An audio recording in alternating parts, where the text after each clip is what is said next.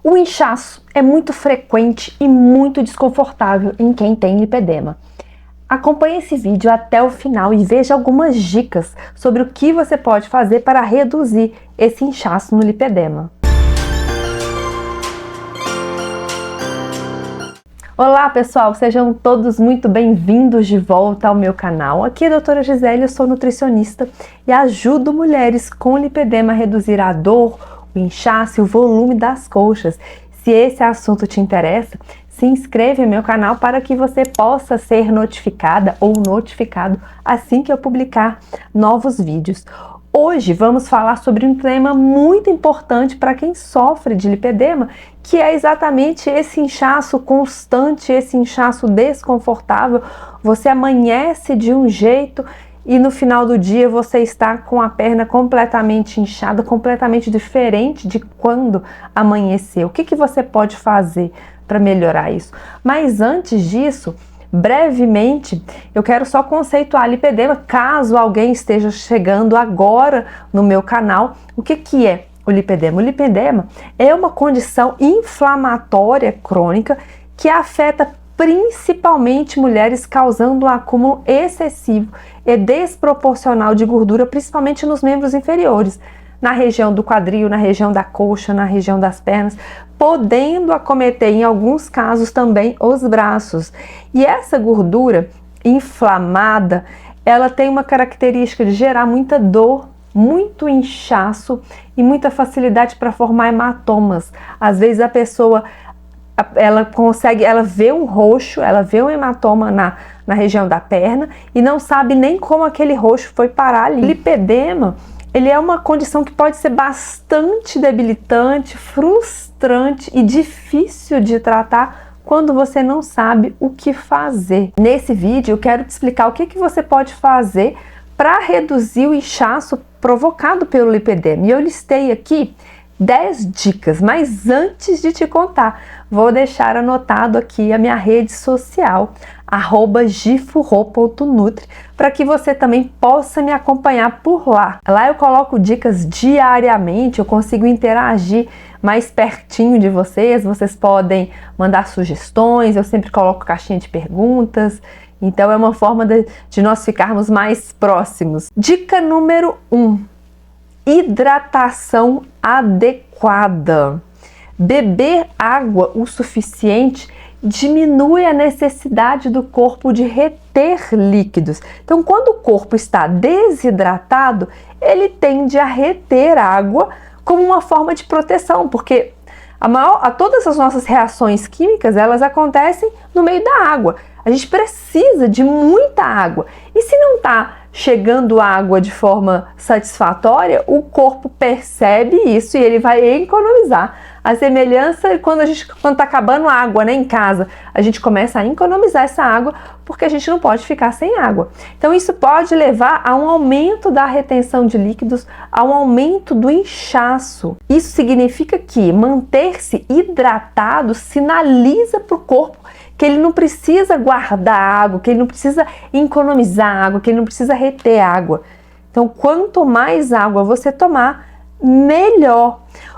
A água também vai ser importante para dar aquela mãozinha para o sistema linfático. O sistema linfático, ele vai ser responsável por drenar o excesso de líquidos, o excesso de resíduos que estão entre as células, e beber água suficiente vai ser importante para manter essa função linfática estimulada, vai ser importante para manter esse sistema trabalhando, porque o sistema linfático costuma ser um pouco preguiçoso em quem tem lipedema. Então, quando você toma muita água, você estimula, é como se você fizesse esse sistema pegar no tranco.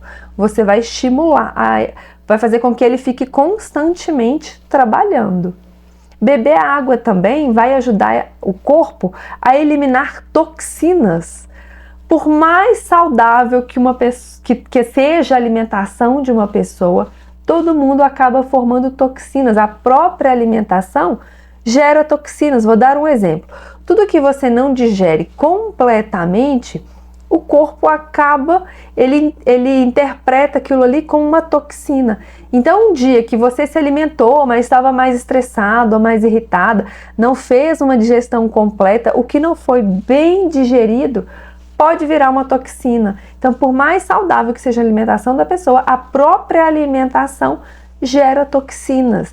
E a água vai ser extremamente importante para ajudar a eliminar essas toxinas, a excretar essas toxinas através da urina. O excesso dessas toxinas podem promover a retenção de líquidos, podem favorecer o inchaço. A hidratação adequada também vai ajudar a reduzir a inflamação, que é um outro fator que contribui para o inchaço, é um outro fator que está na base do lipedema. Tudo que nós pudermos fazer para reduzir a inflamação vai ser extremamente benéfico para quem tem lipedema. Porque a água, ela ajuda tanto a excretar quanto diluir substâncias inflamatórias. A gente produz proteínas que são chamadas de citocinas inflamatórias, então quando a gente tem mais água circulando, a água dilui essas substâncias inflamatórias, a água ajuda a eliminar, a excretar essas substâncias inflamatórias. Então beba bastante água. Qual que é a quantidade de água? Geralmente, a indicação bem generalizada do consumo de água, ela gira em torno de 2 litros de água, mas isso pode ser pouco para você. A gente tem uma outra indicação de consumo de 35 ml de água para cada quilo de peso corporal, mas para você que tem lipedema, para você que faz exercício, eu sugiro, eu aconselho, eu indico que você consuma 45 ml de água para cada quilo de peso corporal. Então você vai pegar o seu peso corporal, multiplicar por 45. Pode ser que você vai encontrar um valor em ml, você pode encontrar lá 2.440 ml, aí você transforma isso em litros, 2,4 litros, para você saber a quantidade ideal para você. Não consuma menos do que essa quantidade de água. Segunda dica, tenha uma alimentação anti-inflamatória. E a primeira coisa a fazermos quando a gente vai iniciar uma dieta anti-inflamatória, a primeira coisa é exatamente retirar o que está te inflamando.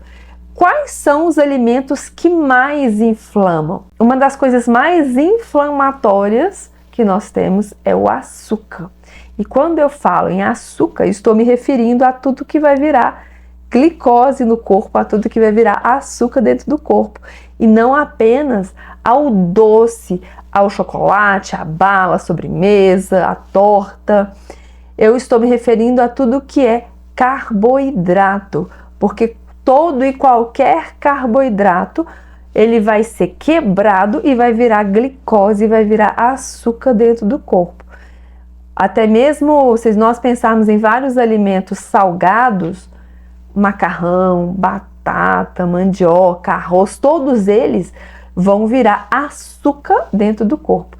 Então, o excesso de açúcar é uma das coisas mais inflamatórias que nós temos. A gente precisa reduzir bastante, consideravelmente, o consumo de açúcar. Por quê? Por que o açúcar é uma das coisas que mais inflamam? Porque ele vai gerar picos hormonais que são altamente inflamatórios. A gente precisa controlar esses hormônios para reduzir a inflamação. Outra substância que é altamente inflamatória, o glúten. Eu tenho até 2 artigos que eu e meu grupo de pesquisa nós publicamos na universidade falando exatamente do glúten. Um artigo, eu vou deixar ele aqui para vocês, cujo título é Glúten. Apenas pacientes celíacos se beneficiam da sua remoção na dieta? O outro artigo tem como título Vantagens multifacetadas de se eliminar o glúten da dieta. Porque qual que é o problema? Eu sei que quando a gente fala em glúten, nós temos opiniões diversas. Alguns profissionais defendem que apenas pessoas com doença celíaca retirem o glúten da dieta. No entanto, e eu falo aqui com uma certa propriedade porque eu já publiquei 2 artigos, então eu tive que que ir fundo na literatura científica, eu tive que ler muito, eu pesquisei isso. Qual que é o problema do glúten? Além da doença celíaca, que de fato a pessoa não pode nem olhar para o glúten, existem dois outros problemas. Um, que é a alergia ao trigo, onde a pessoa vai ter uma alergia não só ao glúten, porque o glúten é uma proteína que é encontrada no trigo, no centeio, na cevada, e no caso da alergia ao trigo, a pessoa vai ter uma alergia a outras proteínas do trigo, além do glúten. O problema maior é uma outra desordem relacionada ao glúten, que é chamada de sensibilidade não celíaca ao glúten. O que esse nome grandão significa? Que a pessoa não tem a doença celíaca, mas ela tem sensibilidade, ela tem intolerância ao glúten. E eu arrisco a dizer que todo mundo, em algum grau, em maior ou menor grau, todo mundo tem sensibilidade não celíaca ao glúten. Por que eu estou falando que todo mundo tem isso? Porque nós não temos enzimas humanas que consigam digerir o glúten completamente. O glúten é uma proteína muito grande e a gente precisa ir quebrando para que a gente conseguir digerir tudo, né? A gente precisa de várias tesourinhas, as enzimas são essas tesourinhas que vão cortando o glúten em pedacinhos menores. A gente não tem tesourinhas humanas que vão conseguir cortar o glúten todinho.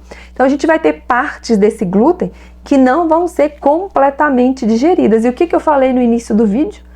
Tudo que não é completamente digerido no nosso corpo vira uma toxina. E no caso do glúten, essa toxina, esse fragmento do glúten que não foi completamente digerido, vai inflamar a parede do intestino, vai fazer com que a parede do intestino fique mais permeável, mais frouxa. Esse fragmento ele consegue sair do intestino e consegue circular pelo sangue, pelo nosso corpo todo, causando inflamação no corpo todo, consegue até chegar no cérebro. Por isso que a gente tem tanta relação do glúten com problemas do cérebro também, Alzheimer, esquizofrenia, tem várias doenças do cérebro que têm relação com o glúten.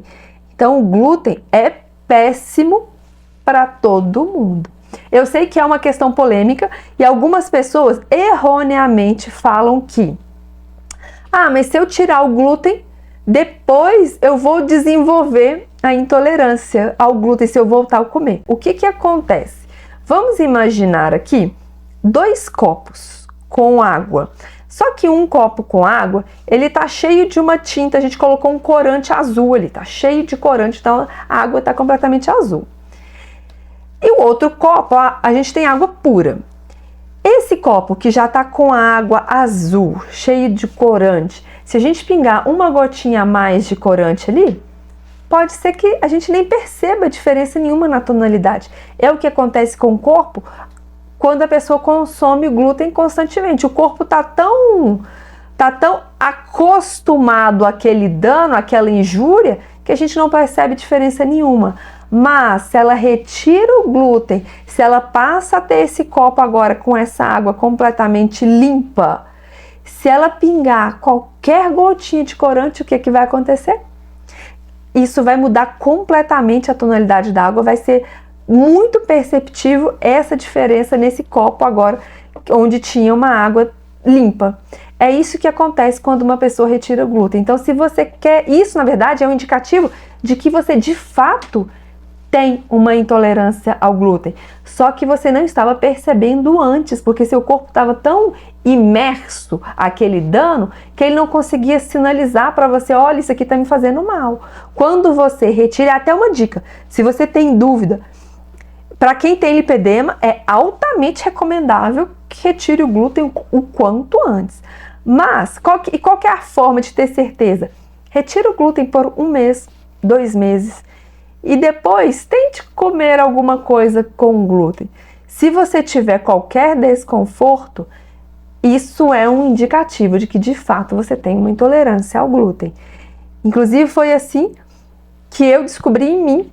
A última vez que eu comi glúten, eu passei tanto mal, eu fiquei 1 semana com as minhas articulações muito doloridas, o meu olho lacrimejando, minha mão muito inchada, que eu tive certeza que o glúten de fato não era não era uma coisa para eu consumir. Foi a última vez que eu consumi glúten. E eu fiz isso numa situação em que eu estava no casamento de um familiar. Então, naquele momento, eu me permiti comer os salgadinhos do buffet, todos eles, né, basicamente tudo que a gente encontra em buffet de festa, 90% tem glúten.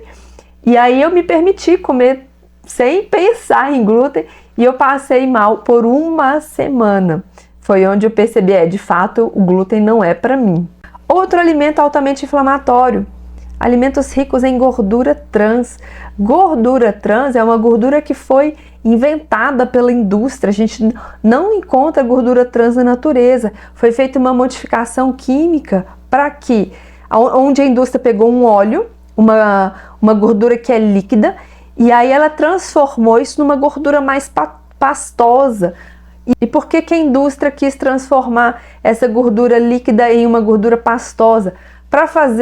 Para emulsificar algumas preparações, para fazer recheio, para fazer sorvete.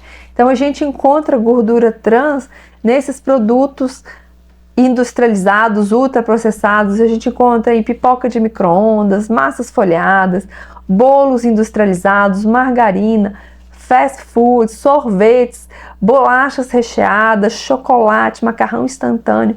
Tudo isso tem muita gordura trans. Fuja da gordura trans. Outro alimento altamente inflamatório, óleos vegetais refinados. Óleo de soja, óleo de canola, óleo de milho, óleo de algodão, óleo de girassol. Todos esses óleos oxidam, inflamam, fazem muito mal para você.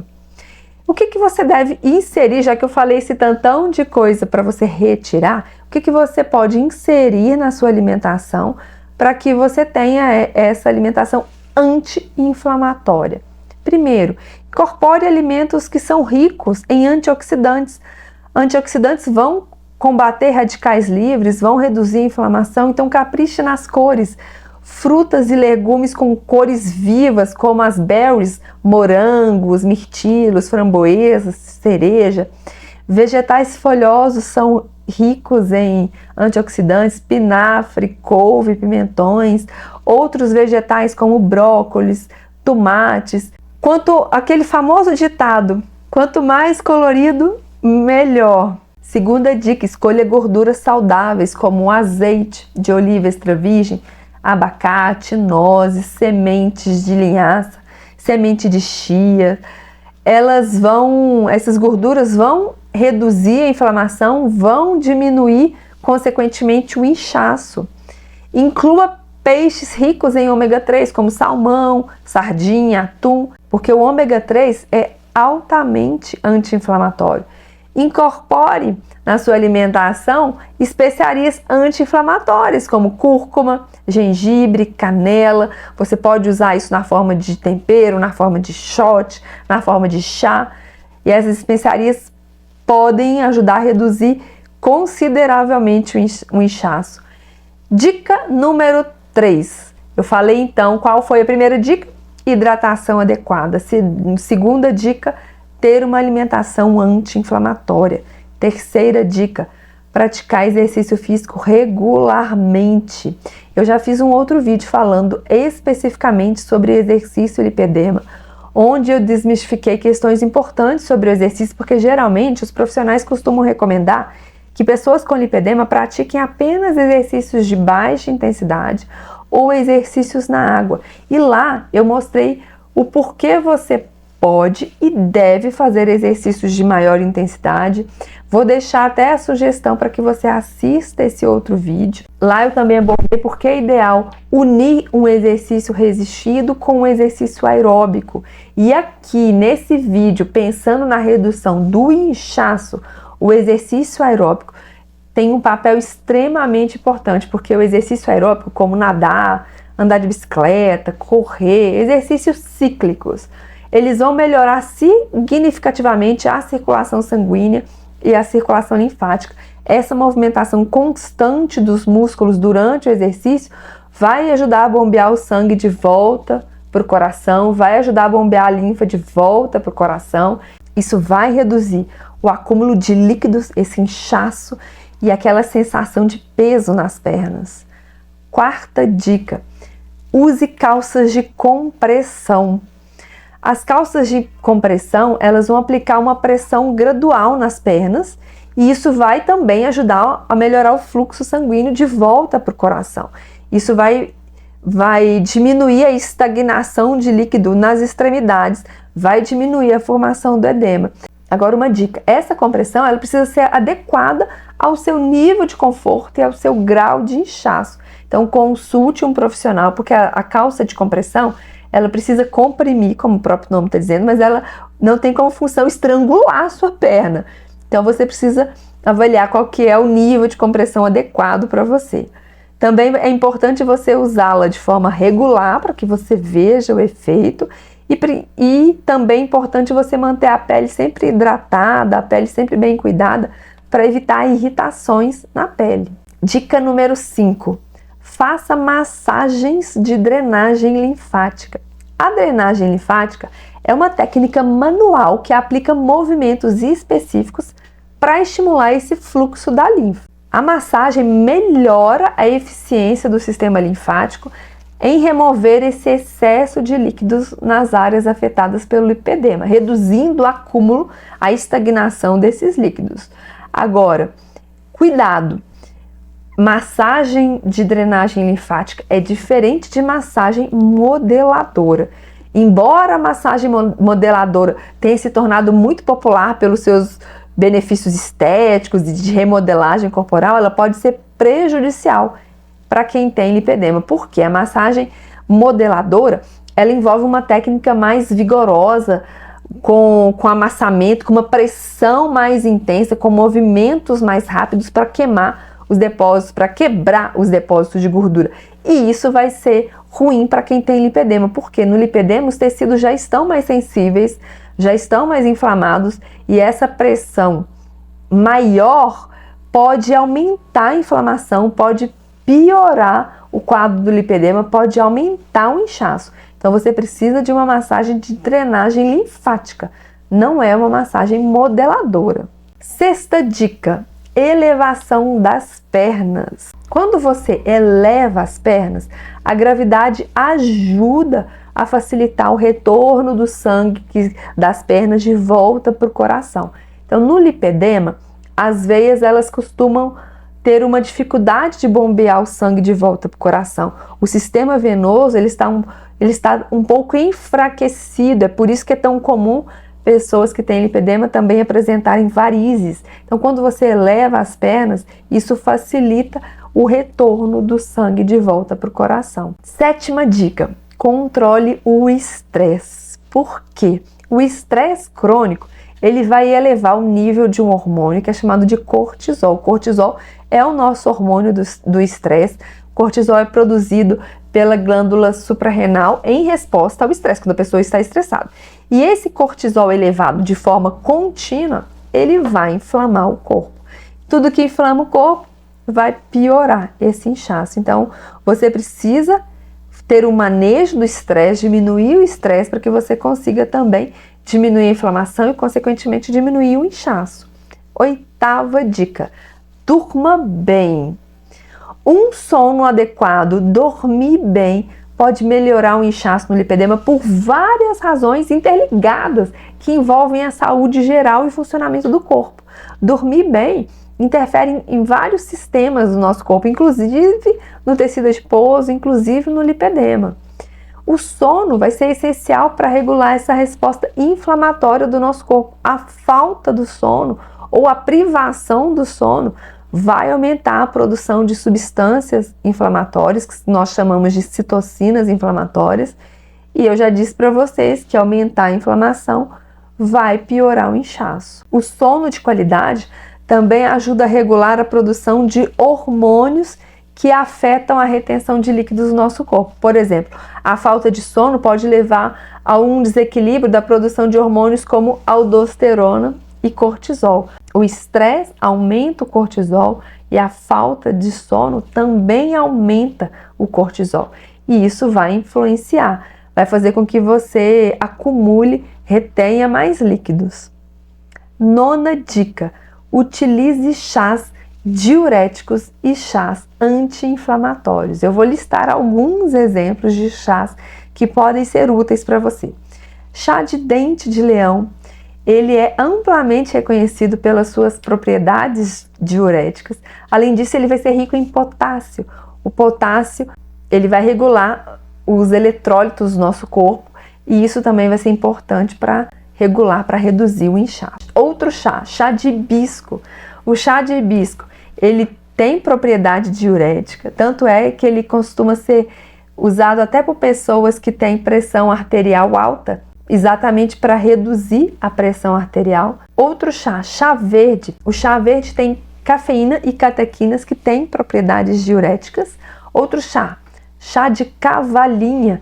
O chá de cavalinha é outro chá diurético. Chá de gengibre.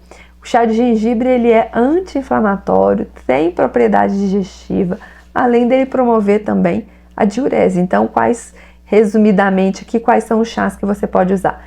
Gengibre, chá de hibisco, chá verde, chá de cavalinha, chá de dente de leão. Lembrando que chá verde tem cafeína, então você só deve usar até as 14 horas, não use depois disso para não atrapalhar o seu sono. 10ª dica: utilize nutracêuticos que auxiliam a reduzir a inflamação. Eu também já fiz um outro vídeo falando especificamente sobre nutracêuticos que podem auxiliar no tratamento do lipedema. Vou deixar o link desse vídeo na descrição desse daqui para que você possa assistir depois. Quais seriam alguns nutracêuticos extremamente importantes para ajudar no tratamento do lipedema, para reduzir o inchaço, para reduzir o edema? Resveratrol, magnésio, cúrcuma, L-carnitina, cacau, gengibre e ainda tem outros. Nesse vídeo eu falo sobre mais. Caso você não tenha assistido esse vídeo ainda, eu aconselho que você assista. Então aqui, nesse vídeo, eu listei 10 dicas, 10 coisas que você pode fazer para reduzir o inchaço no lipedema. Eu espero que esse vídeo tenha te ajudado. Peço para você deixar o seu like. Se você conhece alguém que tem lipedema, envie, compartilhe esse vídeo. Você também pode enviar sugestões, dúvidas. Quem sabe a sua dúvida não vira um vídeo no futuro? Obrigada por ter ficado comigo até o final e eu te espero no próximo vídeo.